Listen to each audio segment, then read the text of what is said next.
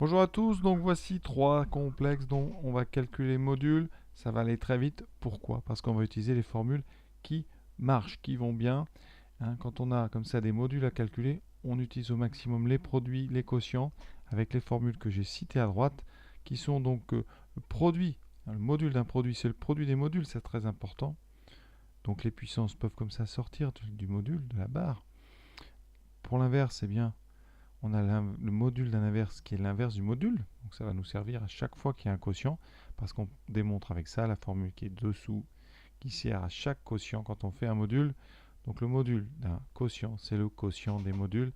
On va tout de suite faire le 7, vous allez voir, ça marche très très bien. Notre Z7, donc module de Z7, qu'est-ce que c'est? C'est donc le module de 2i sur moins 2 plus 3i au carré. Alors c'est un quotient, évidemment. Le quotient de 2i par moins 2 plus 3i au carré. On utilise la dernière formule. Module d'un quotient, c'est le quotient des modules. Donc les barres, eh bien on va les passer sur le numérateur et on les passera sur le dénominateur. Et là, qu'est-ce qu'on peut faire tout de suite? Première chose, eh bien c'est calculer le module d'en haut. 2i c'est un imaginaire pur, donc son module c'est la valeur absolue de sa partie imaginaire. C'est-à-dire qu'ici, le module de 2i c'est tout simplement 2. Ensuite, au dénominateur, on a le module d'un carré. On va utiliser la formule. Module d'une puissance, c'est la puissance du module. Donc ici, le carré va sortir. Et on aura le module de moins 2 plus 3i au carré. Alors ça, c'est plus facile parce qu'on va avoir un réel au carré. Le module de moins 2 plus 3i, c'est très connu. On va le refaire, mais ça donne donc racine de moins 2, donc de 2 au carré 4, plus 3 au carré 9. C'est donc 2 sur racine carrée. Alors j'oublie, pardon, surtout pas le carré. Donc racine de 13 au carré. Il restera donc 2 sur 13. Et voilà, le tour est joué. Vous voyez, très simple. On utilise donc deux formules. Celle sur le quotient, un module d'un quotient, et la deuxième, le module d'une puissance. Ensuite, remarque que j'ai faite, le module d'un imaginaire pur. Ici, eh bien, c'est la valeur absolue de 2. Valeur absolue de 2, c'est tout simplement 2. On passe à Z8. L'exercice est un peu similaire au précédent. Vous avez un quotient. Donc déjà, le module de Z8, ça va être le quotient des modules. Donc ça sera module de 3 plus i au cube sur le module de moins 1 moins i au carré. Évidemment, si vous deviez calculer Z8, ça serait déjà long. Parce que si vous voulez le mettre sous forme algébrique, il faudrait développer un cube et un carré et ensuite passer à la forme algébrique. Donc beaucoup de temps. Ici, vous allez voir, ça va très vite. On a donc un module en haut, un module en bas. En haut, vous avez un cube. On a vu le cube. Donc le module d'un cube, c'est le cube du module. Donc c'est module de 3 plus i au cube. Et dessous, la même remarque, mais au carré.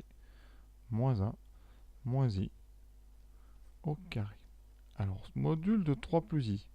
Ça se calcule. C'est racine carrée de 3 au carré 9 plus 1, racine de 10. Et le dénominateur, vous avez le module de 1 plus i. C'est donc racine carrée de 1 plus 1, tout simplement un racine de 2. Et ça au carré. Donc on a racine de 10 au cube, divisé par racine de 2 au carré. Racine de 2 au carré, ça fait 2. Racine de 10 au cube, mais qu'est-ce que ça fait? Ça fait tout simplement racine de 10 au carré fois racine de 10. Et racine de 10 au carré, vous voyez, ça fait 10. Il vous reste 10 racines de 10 sur 2, et donc 5 racines de 10. Voilà un résultat qui tombe bien. On passe au numéro suivant, le Z9. Z9, on va finir en fanfare, très simple. Donc là, normalement, vous devez commencer à trouver ça facile. Le module de quelque chose puissance 4, c'est donc le module de 1 moins 2i à la puissance 4. La puissance, vous voyez, est sortie. Le module de 1 moins 2i, eh bien, c'est racine de 1 au carré 1 plus 2 au carré 4, racine de 5. Et tout ça à la puissance 4. Donc, racine de 5, puissance 4. Alors, racine de 5 puissance 4, plusieurs choses. Premièrement, vous pouvez considérer que c'est racine de 5 écrit 4 fois avec des multiplications, ce qui fait qu'en les groupant par 2, vous aurez 5 fois 5, 25. Sinon, la puissance 4, on peut considérer bien, que c'est le carré du carré. Donc c'est racine de 5 au carré, encore au carré. Ce qui donne 5 Racine de 5 au carré, c'est 5. 5 au carré, il reste encore 25. Vous voyez, deux façons de faire. Et bien maintenant, je peux vous souhaiter une bonne fin de journée. On a fait du bon travail. À bientôt.